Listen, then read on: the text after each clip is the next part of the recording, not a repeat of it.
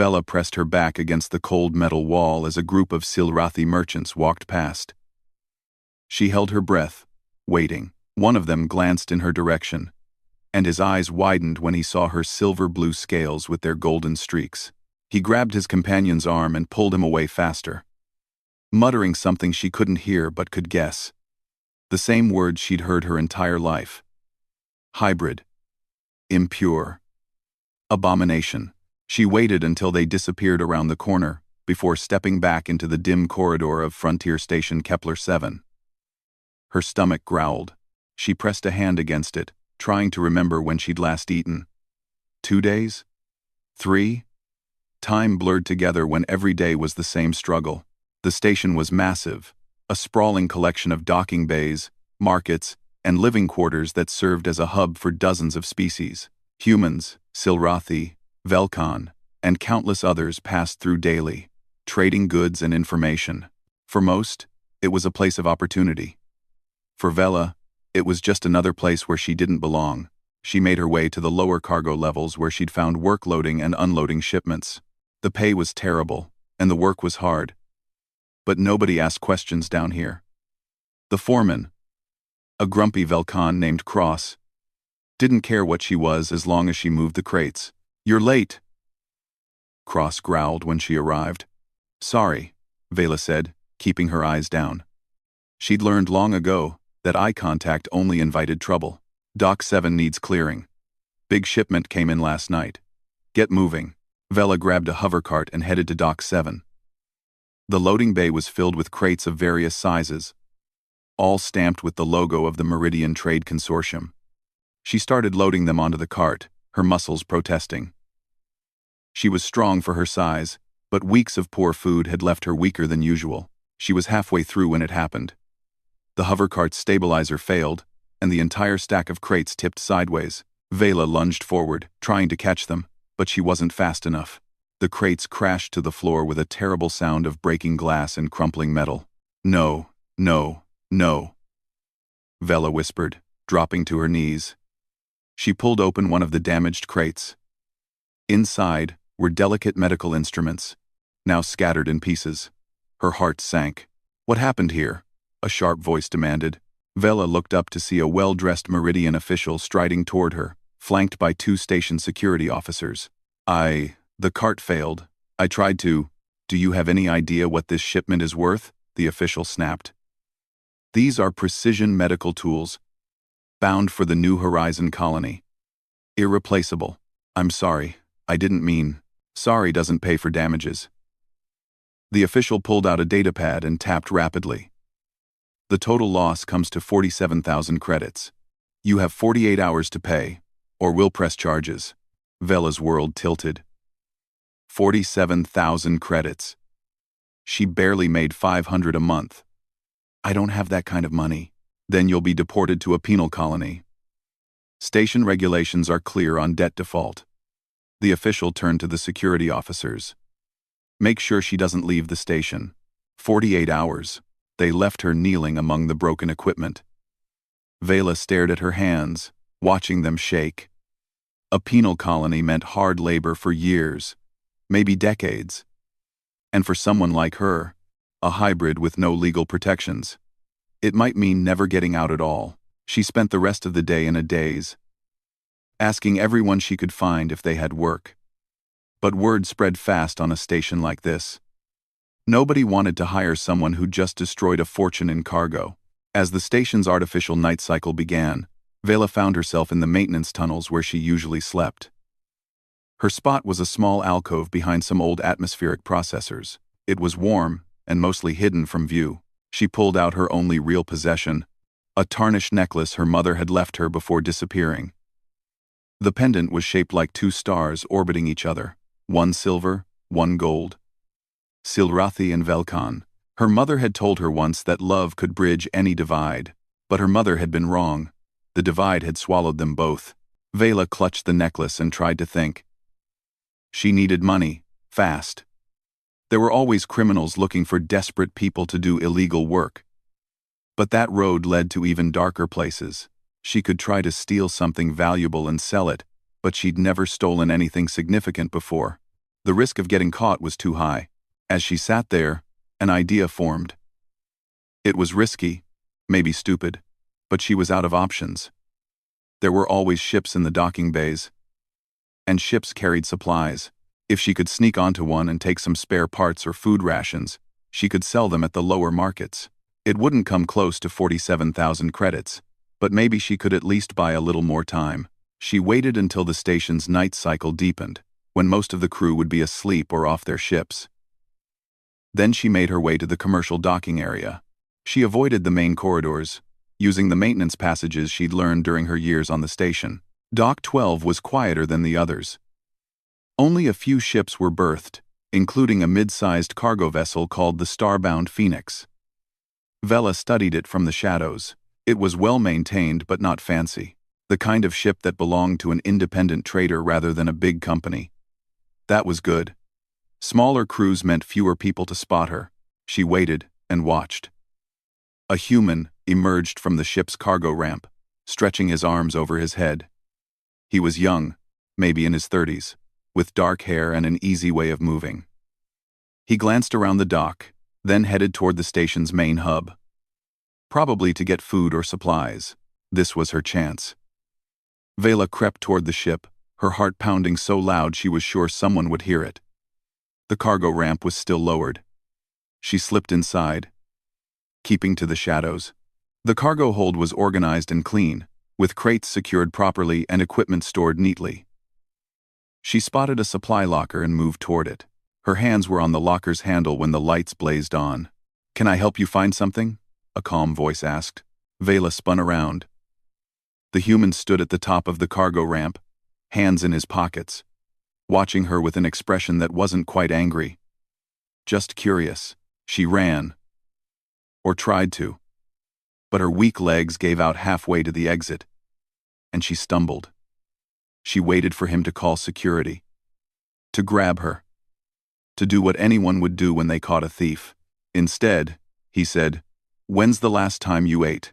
Vela looked up at him, confused. "I'm serious. You look like you're about to collapse." He walked down the ramp slowly, keeping his distance. "I'm Ji Woo. This is my ship, and you're clearly not here to steal my cargo. So what's really going on?" Something in his voice made Vela's carefully built walls crack. Maybe it was exhaustion. Maybe it was desperation. But she found herself telling this stranger everything. Ji Woo listened without interrupting. He sat on a cargo crate while Vela stood near the wall, ready to run if needed. She told him about the broken shipment, the impossible debt, and the 48 hours she had left. She didn't tell him about being a hybrid or why she lived in maintenance tunnels. Some things were too painful to share with a stranger. When she finished, Ji Woo was quiet for a moment. Then he stood up. "Come with me," Vela tensed. "Where?" "The galley." "I meant what I said about food." He started walking toward the ship's interior, then paused when she didn't follow. "Look, you're not the first desperate person I've met on this station, and I'm not going to turn you in. But you need to eat something before you pass out on my cargo bay floor. Deal?" Against her better judgment, Vela followed him. The ship's interior was clean and functional.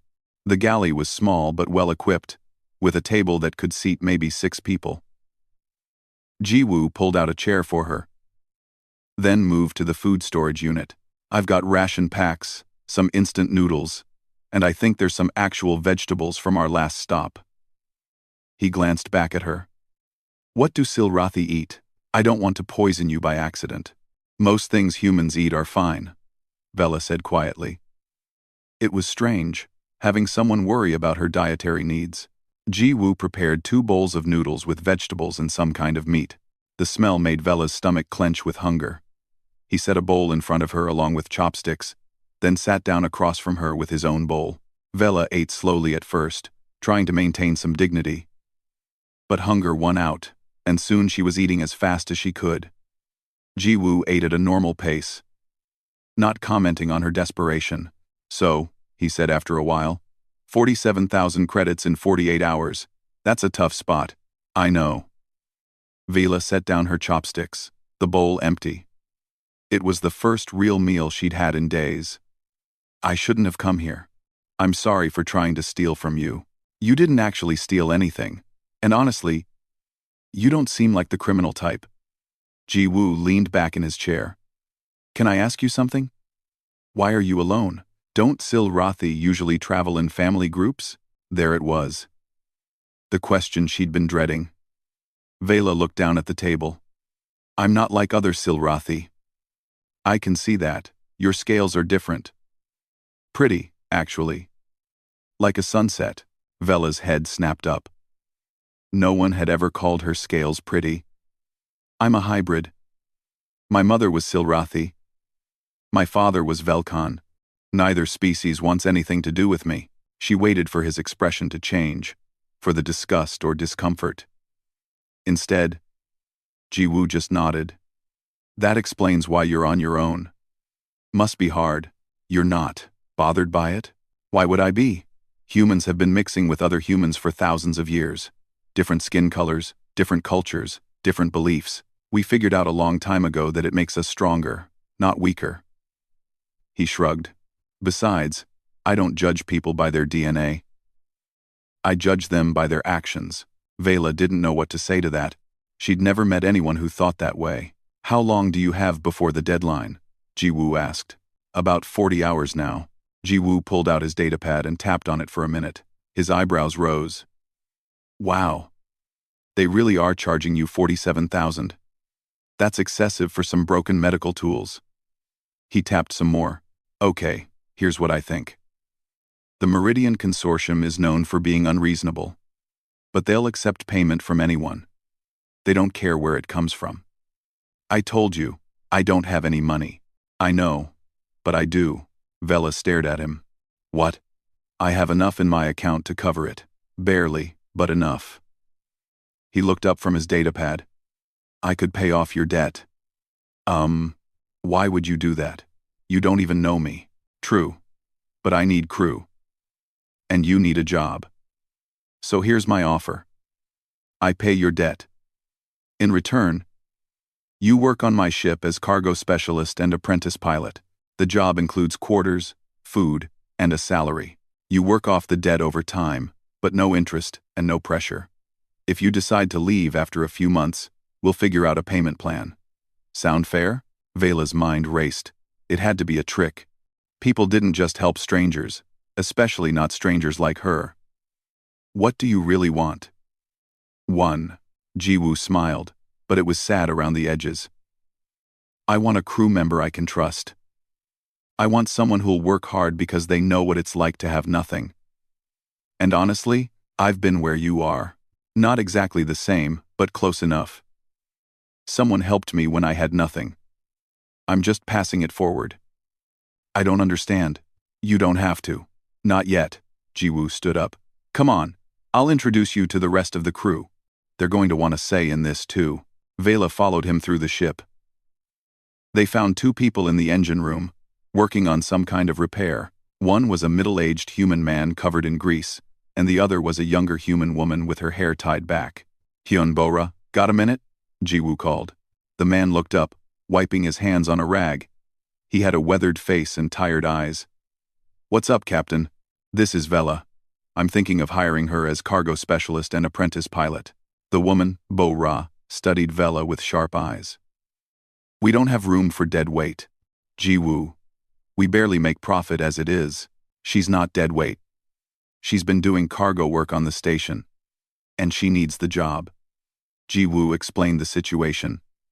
Leaving out the part about Vela trying to steal from the ship, Hyun crossed his arms.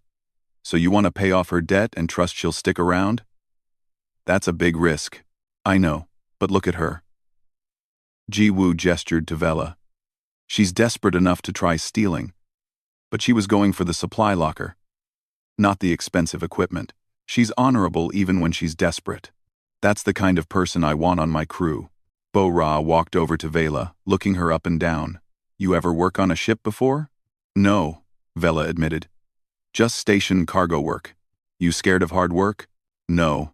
You got any medical conditions we should know about? I'm the ship's medic. No, I'm healthy. Bo-ra glanced at Hyun, and some silent communication passed between them. Finally, Hyun sighed.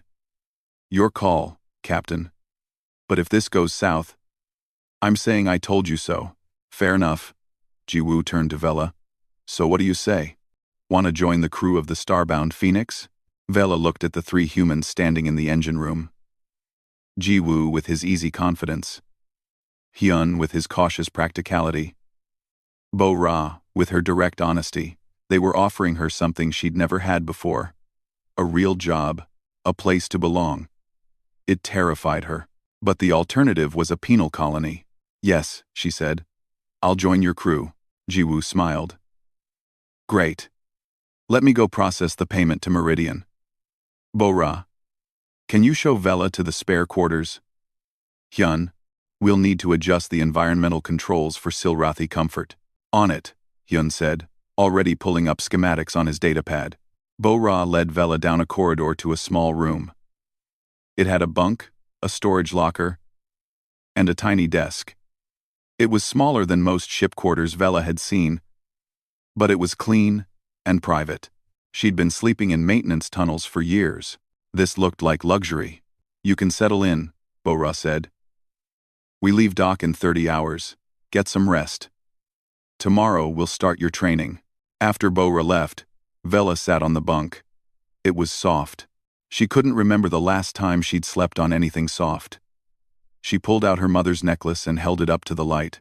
I don't know if I can trust them, she whispered to the empty room. But I don't have any other choice. She lay down on the bunk, meaning to rest just for a minute. But exhaustion claimed her. And for the first time in months, she slept without fear. The first week aboard the Starbound Phoenix was the hardest week of Vela's life. Not because the work was difficult, though it was. Not because the crew was cruel, because they weren't. It was hard because she kept waiting for the trap to spring. For the real reason they'd taken her in to reveal itself. But days passed, and nothing happened. Jiwoo was patient when teaching her the ship's systems. He never raised his voice when she made mistakes, and she made plenty of them. The first time she miscalculated a cargo distribution and nearly threw off the ship's balance, she'd frozen, waiting for punishment. Instead, Jiwoo had just smiled and said, "That's why we practice in safe space. Try again." Hyun was gruff and didn't talk much, but he'd modified her quarters within the first 3 days. The environmental controls now maintained the slightly higher temperature and humidity that Silrathi preferred. He'd even installed a UV light system that mimicked her homeworld's sun, something she'd never experienced living on a station. You need proper light for your scales, Hyun had said when she thanked him. Otherwise, you'll get sick. Can't have sick crew members. Bo-Ra was the most direct of the three. She'd examined Vela on the second day, running scans and asking invasive questions about her medical history. But she'd also treated the old injuries Vela had been ignoring. The poorly healed fracture in her arm, and the chronic pain in her back from years of poor sleeping conditions. You're malnourished, Bo-Ra had said bluntly. And you've been injured multiple times without proper treatment. I'm putting you on supplements and a strict meal schedule. No arguments. AD. Vela didn't argue. She couldn't remember anyone caring about her health before. The ship ran regular trade routes between 3 systems, carrying legal cargo for legitimate clients. It was honest work, and Jiwoo took pride in his reputation. During their second week together, they were in transit to the Kalor system when Jiwoo called Vela to the bridge. Time to start your pilot training, he said, gesturing to the co-pilot's seat. We're in safe space, with no obstacles for light years. Perfect for learning. Vela slid into the seat, her hands shaking slightly. The controls looked complicated. Dozens of displays and interfaces she didn't understand. Don't worry, Jiwoo said. We'll start simple. See this? That's your velocity indicator. This is navigation. This is communication. For now, just get comfortable sitting here. Feel how the ship moves. They spent hours like that, Jiwoo explaining each system while the ship glided through the darkness between stars. During one of these sessions, Vela finally asked the question that had been bothering her. Why are you doing this? Really? Jiwoo was quiet for a moment. his eyes on the starfield ahead. You know humans have wars, right? Big ones, small ones, all kinds. Yes, I've heard stories. 20 years ago, there was a war in the Outer Rim. My parents were colonists on a planet called New Sol. I was 12 when the raid started. Pirates, claiming to be freedom fighters, but really just criminals, they hit my colony. Jiwoo's voice remained steady, but Vela could hear the old pain underneath. My parents didn't make it. I ended up in a military orphanage with 100 other kids who'd lost everything. I'm sorry. The thing is, the orphanage was supposed to just warehouse us until we were old enough to work. But there was this one teacher, Mr. Chen. He was human, like us, but he'd grown up on a mixed-species station. He taught us that our worth wasn't determined by what we'd lost or where we came from. He said humans are at their best when they lift each other up. Jiwoo glanced at Vela. He used his own money to pay for my pilot training. Said I had potential. When I asked why he'd help me, he told me the same thing I'm telling you now. Pass it forward. Help someone else when you can. Vela absorbed this. What happened to him? He died 5 years ago. Natural causes. But I went to see him before the end. Told him I'd keep the promise. Jiwoo smiled.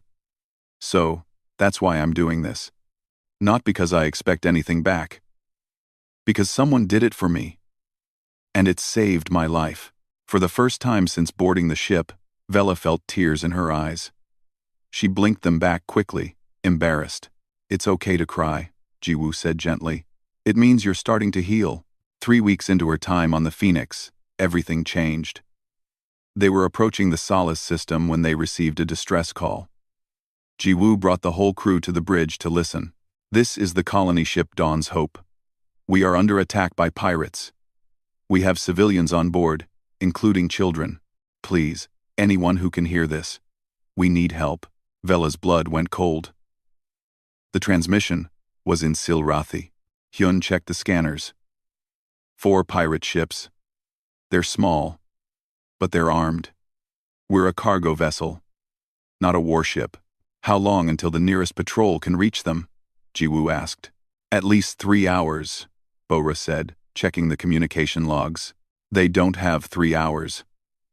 Jiwoo stared at the screen showing the location of the distress call. We're only 20 minutes away. Captain, we can't take on 4 pirate ships, Hyun said. We'll get destroyed. Vela spoke up, her voice shaking. They're Silrathi, my people. She paused. The people who rejected me. Jiwoo looked at her. Does that matter? What? Does it matter that they're the people who hurt you? They're still people. They still need help. Jiwoo turned to his crew. I'm not ordering anyone into danger. But I'm going. Those are children on that ship. Hyun sighed heavily. I'll get the shields at maximum. We'll need every bit of power. I'll prep the medical bay, Bora said. If we're doing this, we're going to have wounded. Jiwoo looked at Vela. I need you on navigation. Can you do that? Vela's hands were shaking again, but she nodded. Yes, Captain. The next 20 minutes were the longest of Vela's life. When they dropped out of faster-than-light travel, the scene was chaos. The Dawn's Hope was a large civilian vessel, its shields flickering as 4 smaller pirate ships fired on it. Parts of the colony ship were already venting atmosphere. They're targeting the escape pods, Hyun said grimly. They don't want anyone getting away. Jiwoo's jaw tightened. New plan. We're going to make ourselves a more interesting target. Hyun, transfer all non-essential power to shields. Bo-Ra, broadcast a message that we're carrying valuable medical supplies. Vela, plot us a course between the pirates and the colony ship. That'll put us right in their firing line, Vela said. I know. Do it anyway. Vela's fingers flew over the controls, remembering everything Jiwoo had taught her. The Phoenix surged forward, placing itself between the pirates and their prey. This is Captain Jiwoo Park of the Starbound Phoenix. Jiwoo broadcast. You're attacking civilians. Break off now, or face consequences. The pirates laughed over the open channel. One cargo ship against 4 of us? You're either brave or stupid, human. Probably both, Jiwoo muttered. Then louder. I've already sent our location to the patrol. They'll be here in under 3 hours. You've got time to grab your loot and run. Or you can waste time on us and get caught. There was a pause. Pirates were criminals, but most weren't stupid. Fighting a patrol meant prison or death.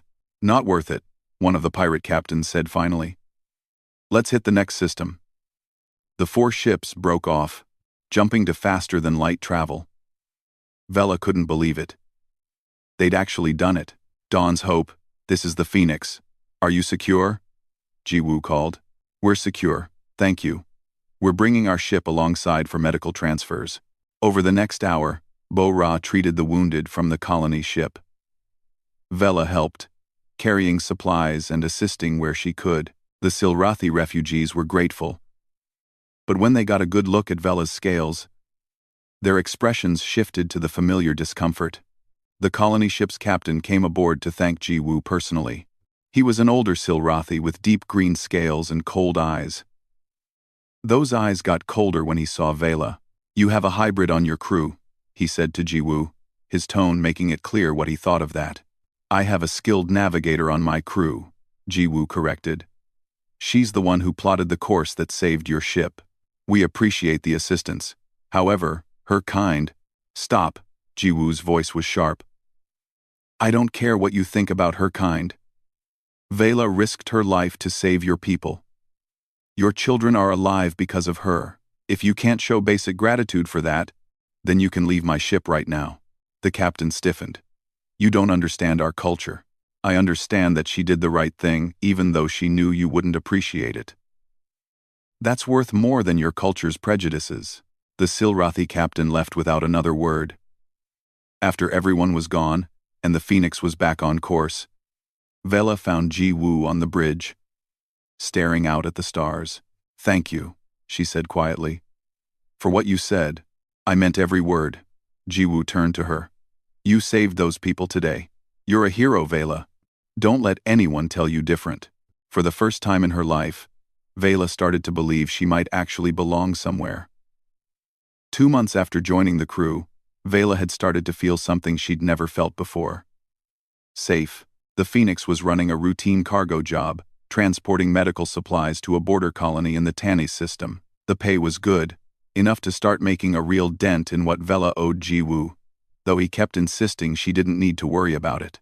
Focus on learning, he'd say whenever she brought it up. The debt will take care of itself. She was in the cargo hold, checking the supply manifests, when Hyun's voice crackled over the ship's intercom. Captain to the bridge. Now. We've got company.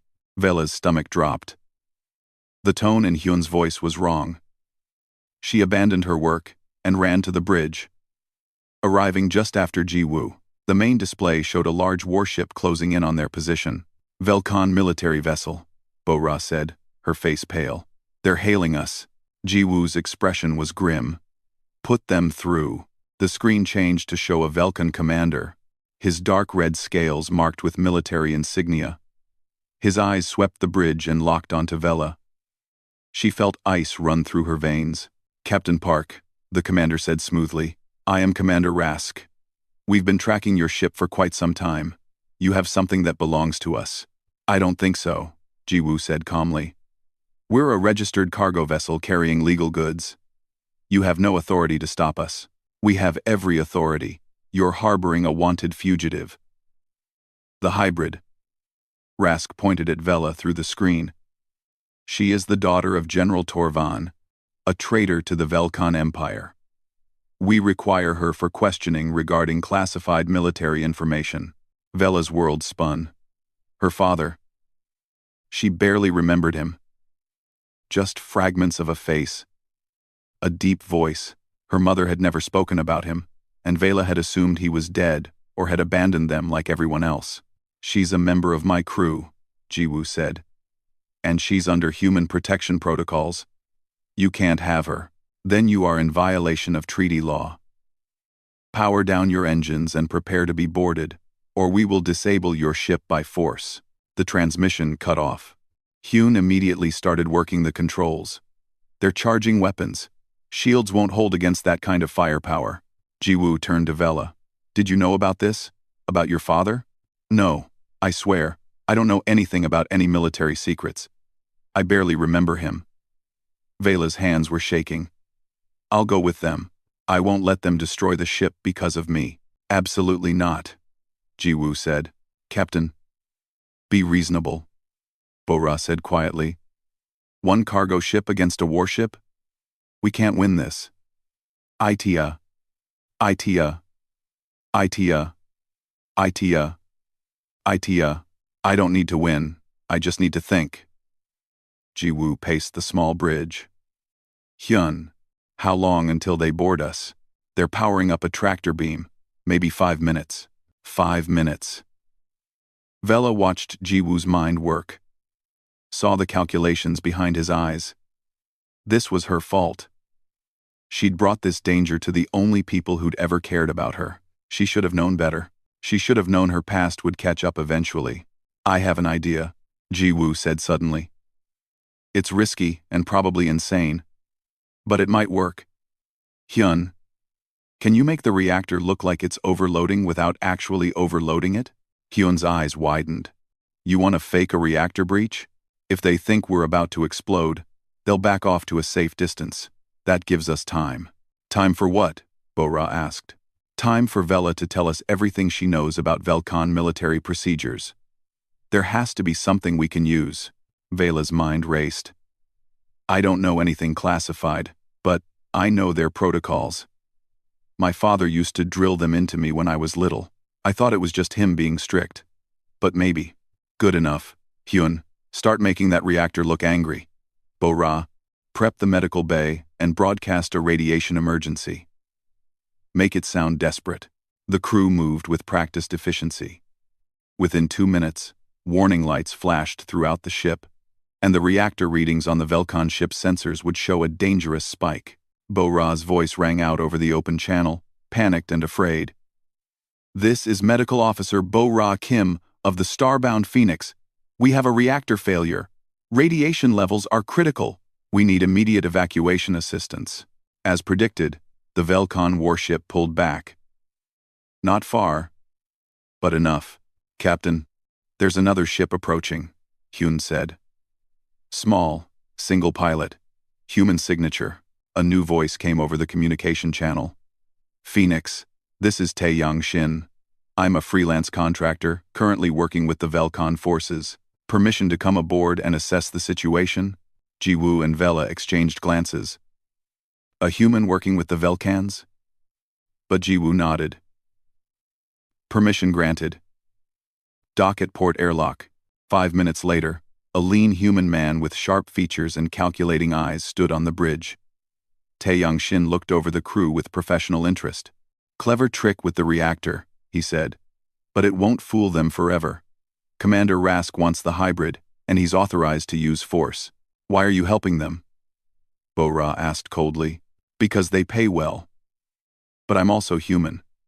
And I don't like seeing humans get blown up by alien warships. Taeyang crossed his arms. So here's the situation. They'll figure out your reactor trick in maybe an hour.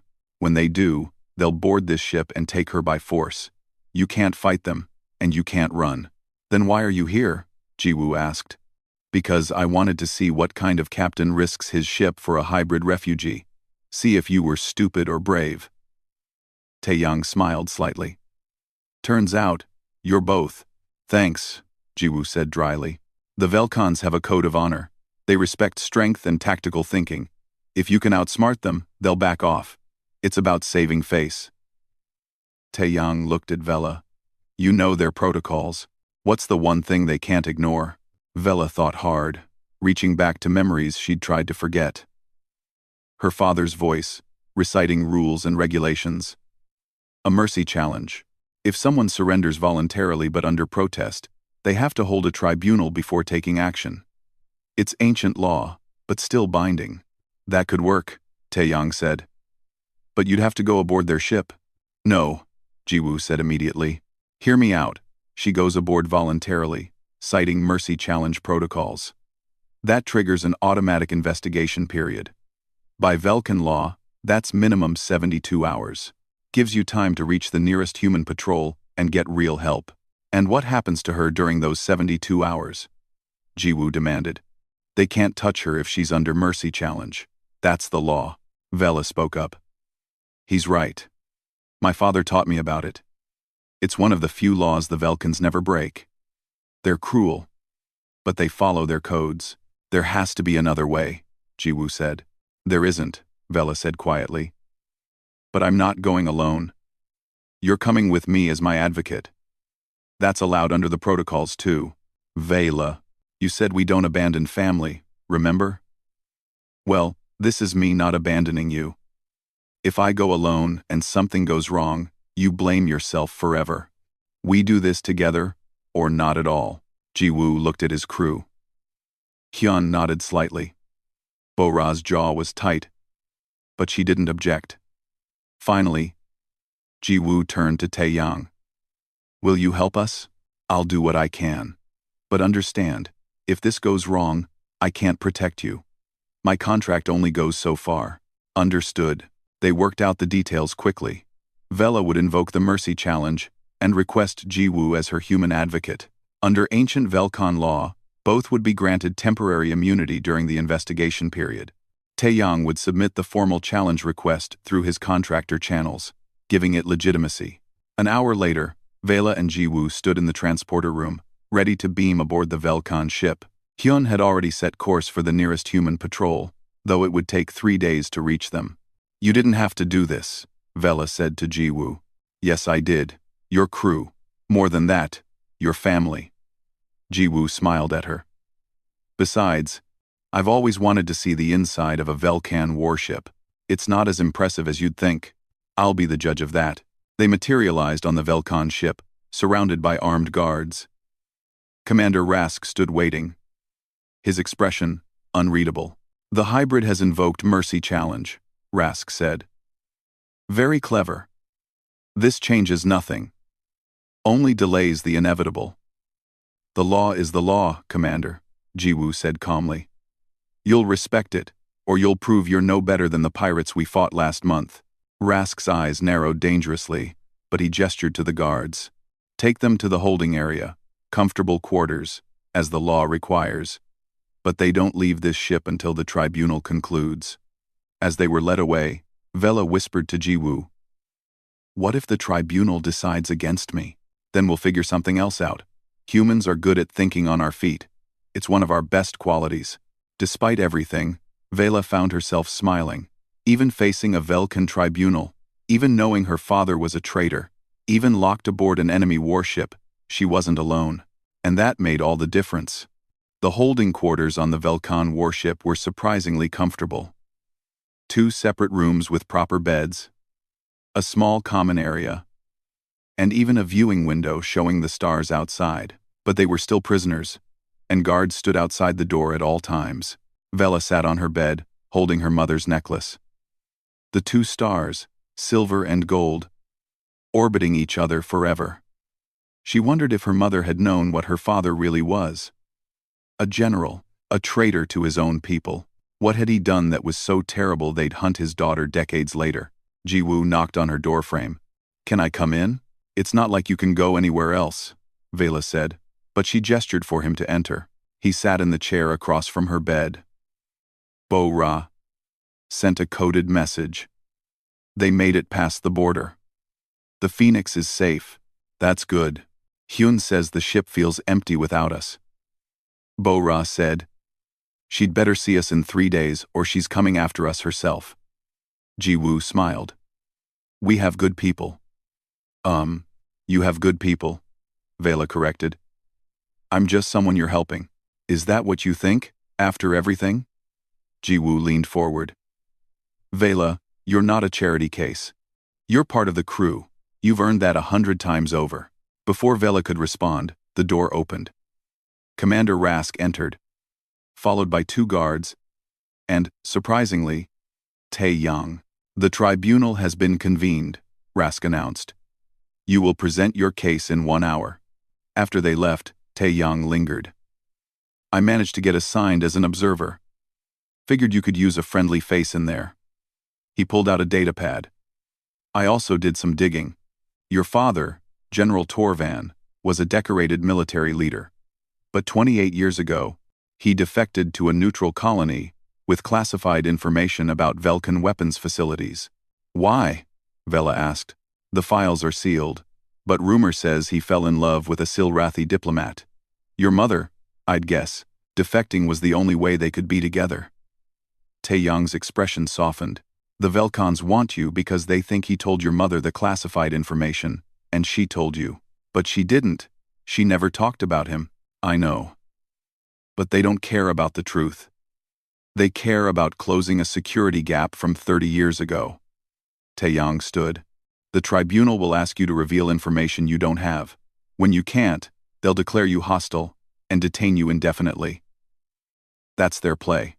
So we're stuck, Jiwoo said. Maybe. Maybe not. Taeyang glanced at the door. The thing about Velkan honor codes is they're absolute. If you can prove you're not a security threat, they have to let you go. And I might have found a way to do that. He explained his plan quickly. It was risky and depended on the tribunal following their own rules. But it was a chance.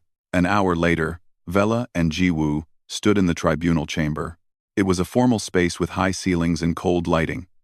3 Velkan officers sat in judgment, with Commander Rask among them. Taeyang stood to the side, officially neutral but watching everything carefully. The lead judge, an ancient Velkan with scarred scales, spoke first. Hybrid Vela, daughter of the traitor Torvan, you stand accused of possessing classified military intelligence that poses a threat to Velkan security. How do you answer? I possess no such intelligence, Vela said, keeping her voice steady. I never knew my father's rank or his crimes. My mother never spoke of him. You expect us to believe a general told his family nothing? Rask demanded. My mother abandoned me when I was 7 years old, Vela said. Whatever she knew, she took with her. I've lived on stations and ships, doing cargo work, trying to survive. I have no information about weapons or facilities. I barely know anything about Velkan culture beyond the basic laws my father taught me as a child. The judges conferred quietly. The Ancient One spoke again. Your ignorance could be genuine, or could be deception. We cannot risk Velkan security on the word of a hybrid. Jiwoo stepped forward. Then, let me offer an alternative. As a human captain operating in treaty space, I have the authority to offer sanctuary. Vela has been under human supervision for months. If she knew classified information, our intelligence services would have found it by now. She's been cleared by our background checks. This was the gamble. Human background checks were thorough, and the Velkans knew it. If human intelligence had cleared her, it carried weight. The human makes a fair point, the ancient judge said. However, that does not resolve our concerns. Taeyang spoke up. If I may, honored tribunal, I have evidence that might settle this matter. He pulled out his datapad. I accessed the sealed files on General Torvan's defection. With respect to Velkan security, the information he stole is now 30 years old. The weapons facilities he knew about have all been decommissioned or relocated. The intelligence is obsolete. The tribunal chamber went silent. Rask's face darkened with anger, but he couldn't dispute the evidence. Furthermore, Taeyang continued, General Torvan died 15 years ago on a neutral colony. Medical records confirm it. He never contacted his daughter. The woman he defected with, the Silrathi diplomat, died 10 years ago. Also confirmed. Whatever secrets existed, died with them. The ancient judge studied Vela for a long moment. If what you say is true, then this hybrid poses no threat. She is merely an unfortunate remnant of an old scandal. That's exactly what she is, Jiwoo said firmly. An innocent person caught up in something that happened before she was born. She deserves to live her life without paying for her father's choices. The judges conferred again, this time for longer. Finally, the Ancient One spoke. The mercy challenge is resolved. The hybrid Vela is cleared of all charges related to classified intelligence. However, she is forbidden from entering Velkan territory. If she violates this ban, she will be arrested immediately. Understood, Vela said quietly. You are free to go. Both of you. The relief was overwhelming. Vela's legs nearly gave out, but Jiwoo steadied her. They were led back to the transporter room. Before they beamed back to the Phoenix, Taeyang pulled Jiwoo aside. You're a good captain, Taeyang said. Not many would risk their ship for a crew member like that. She's not just a crew member. She's family. Taeyang smiled. Yeah, I can see that. Take care of each other out there. When Vela and Jiwoo materialized back on the Phoenix, they were greeted by Hyun and Bo-Ra. Bo-Ra immediately hugged Vela, which surprised her so much she froze. Don't ever scare us like that again, Bo-Ra said fiercely. Okay, Vela managed. Hyun clapped Jiwoo on the shoulder. Good to have you back, Captain. Ship's not the same without you arguing with the navigation computer. I missed you too, Hyun. The Phoenix set course for New Andong, a human colony where they could make proper repairs and resupply. The encounter with the Velcan warship had left them shaken, but alive. During the 3-day journey, the crew fell back into their routine.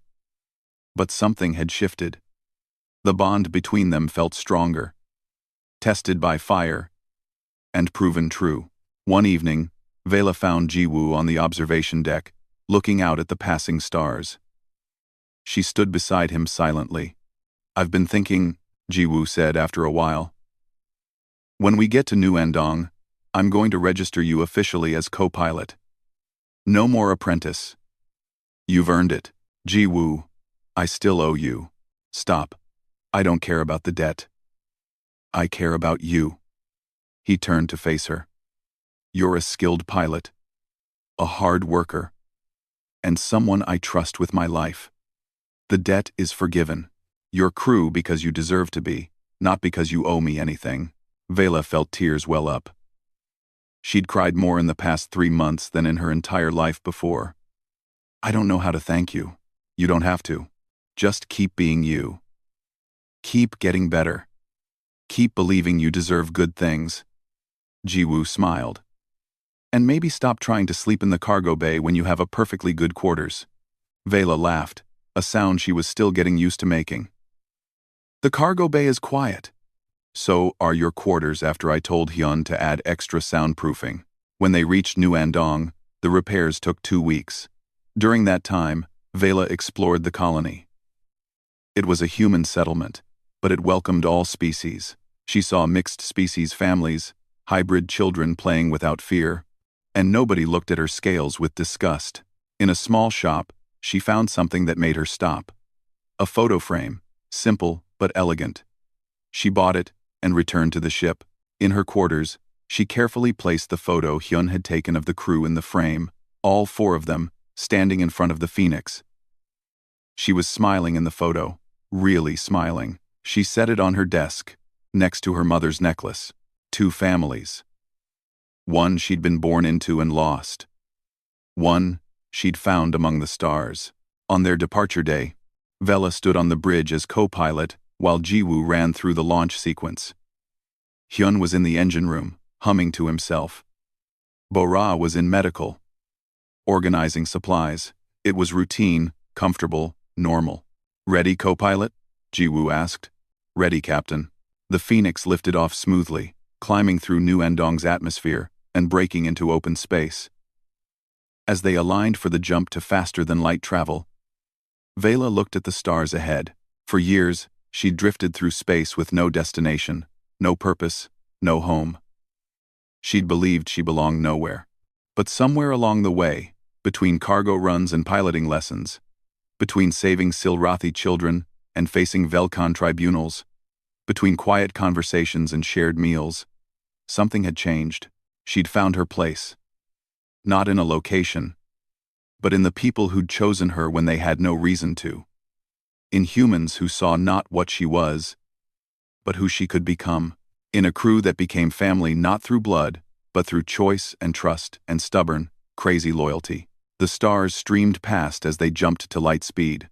Vela rested her hand on the control panel and felt the ship's vibrations through her scales. The Phoenix was carrying them forward, toward new destinations, new adventures, new chances to help others the way she'd been helped.